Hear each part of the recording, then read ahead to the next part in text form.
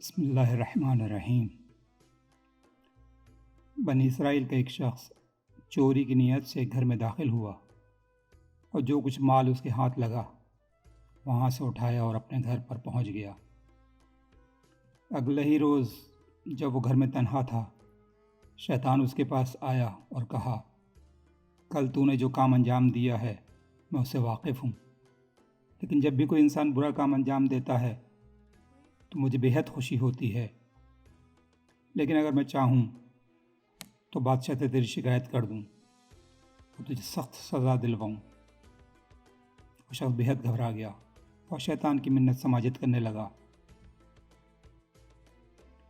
شیطان نے اس کے سامنے ایک شرط رکھی کہ میں تیرے سامنے 3 اعمال بیان کرتا ہوں، تجھے ان میں سے جو سب سے ہلکا اور آسان عمل لگے تو اسے انجام دینے کا وعدہ کر، تو تجھے بادشاہ کے عذاب سے نجات مل سکتی ہے۔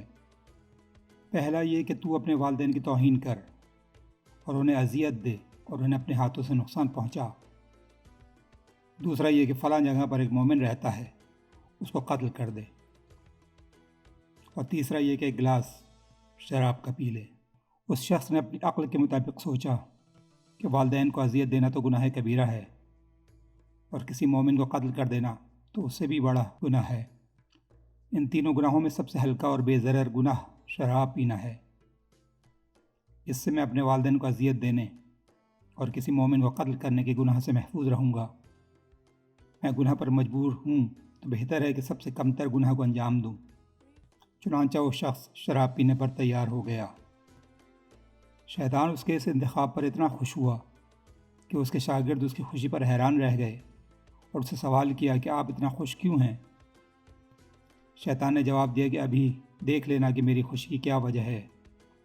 شراب پینے کے بعد جب اس شخص پر نشہ سوار ہوا اور اس کی عقل پر غالب ہوا تو نشے کی حالت میں سب سے پہلے اپنے والدین سے جھگڑا کیا، ان کی توہین کی اور ان کو زد و غوب کیا۔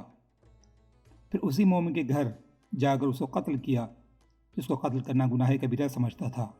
اس طرح اس شخص نے وہ بدترین گناہ انجام دیے، اس گناہ کے ذریعے جسے وہ سب سے کمتر سمجھتا تھا۔ اور شیطان نے بھی جو ازل سے انسان کو دشمن رہا ہے، اپنا مقصد حاصل کر لیا۔